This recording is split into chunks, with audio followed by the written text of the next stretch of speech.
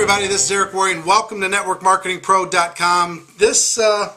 Yesterday and today we're talking about ethics and morality inside of the network marketing profession. Yesterday we talked about from the field perspective. There's lots of things we can approach, but yesterday we talked about telling the truth, and we talked about how we talk to other people inside of the network marketing profession, and never engaging in behavior that takes a happy person and attempts to try and make them unhappy in the hopes of bringing them to your company. Today I want to talk about companies. There are some behaviors that companies are demonstrating inside of the network marketing profession. They've been doing it for some time, and it's a problem. And I don't know how much influence we're going to have talking about it here, but it's got to be talked about at some point. And maybe the companies, I know there's a lot of company owners that watch our program on a daily basis, and hopefully they're listening today. What happens when a person decides to leave a company and go someplace else and build at another company? Let's use an assumption that they're going to start building someplace else, and they're going to leave their old distributorship alone. Leave their old distributorship alone. In other words, they're not going to be calling through the group to try and bring them to someplace else. What most companies do, here is the go-to textbook behavior that companies are engaging in. Many companies are engaging in, not all. Many companies are engaging in. What they do is they suspend the distributor, they turn off their check, which they told them was good for a lifetime, and they basically have an approach that says, sue me. If you want to get your money, sue me, but you're not getting it. I'm not going to give you money, even though you built an organization. I'm not going to give you money if you're not full-time working here. And what most distributors, because they're not making enough money, what most distributors are faced with is a situation where the amount that they are owed is not worth the legal fees to be able to go get. So the distributors keep the money. The way that the companies keep the money, and the company's rationale is, let's not give them money to start and build something else. We might as well keep the money. They're not working here anyway. They're not going to sue us because it's not worth it to sue us for the amount that they're getting. So they're basically stealing money from people based upon what they've earned because they're bigger than they are. They're the big bully. So that's one approach. The other approach is when a person leaves, they find some allegation someplace and they sue them. And in a very aggressive, crush them kind of a way. There's one particular company that's notorious for this. A little lady that I'd read about got sued and had 200 depositions ordered during the lawsuit. 200 depositions that she had to pay for, and bankrupted this lady just because she went someplace else. Bankrupted her. And why some companies do that is, one, out of anger, spite, but mostly to scare their existing distributors to never ever consider leaving, because Big Brother is going to pound them into oblivion if they do.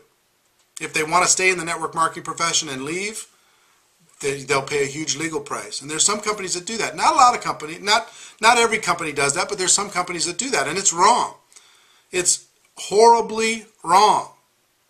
And I will tell you, something has to happen in regards to this issue, because companies promote the fact that you can build a distributorship. That distributorship is your distributorship. You can will it to your heirs, and you can have lifetime income if you build something there. And the answer is if you've built something and you move on, that something is still built and it's still generating income, that income should be paid. Regardless of the emotions involved, that income should be paid. There's always something a company can try and point to, some allegation, somebody lies and says, oh, that person, that's happened to me. Somebody lies to the company, and that person prospected me, solicited me. Oh, so now we have, a piece of paper, somebody sent us an email, so now we have justification to be able to do it. When in reality, that's not justification to turn off a large amount of income. And I will tell you, it's a tricky area, because I have friends in this profession who believe strongly, if they're asked on stage, believe strongly, written manifestos on this issue. But then when it affects them, or it's involved in their company, they turn the other way. They say, you know what, I'm really busy over here. You know what I mean? Because it affected potentially their income or their relationship with their company. They don't want to deal with it. So it's good to talk about in grand issues, but it really needs to be addressed. Distributors who build something, so long as it's generating income, they should be allowed to continue to get that income. Now, let's talk about what some of the grounds are that a company would have to truly suspend that if they violate the policies and procedures. One is if a person is literally dialing through their database. Understand, if you leave and go to another company, here's, in my opinion, the only moral and ethical situation that you can approach when you do that is, one, you can talk to the people that you brought into that company. Those are your relationships. It's not owned by the company. It's owned by you. You brought it to the company. One. Two, people who are inactive, long inactive from that company, and are friends of yours. If they've been inactive, out of the game, and you want to talk to them because they've quit, you want to talk to them about what you're doing new, that's okay too.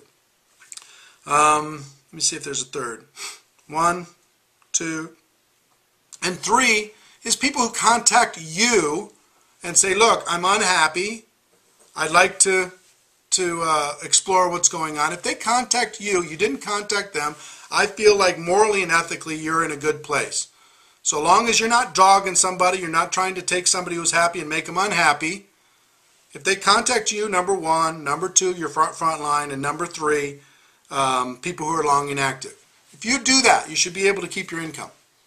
And you shouldn't have to go through the legal issues for companies. So that's kind of a touchy subject, and it might be controversial, but I promise you, every single significant leader that watches this program has dealt with these issues on one side or another, has felt the pain of these issues.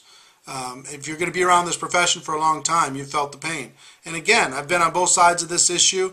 It's very difficult in the heat of the moment to always do the right thing. But I will tell you, I've learned and I've grown and I've become pretty strong on my convictions that this is what needs to happen for us to be able to move forward in this profession versus moving backward, in my opinion. The last thing for companies too is companies, you need to tell the truth too. You need to not put people across the stage at income earnings that you know aren't true. You need to not overstate your product or service. We're good enough. Network marketing is good enough. It's not perfect, but it's better than everything else that's out there.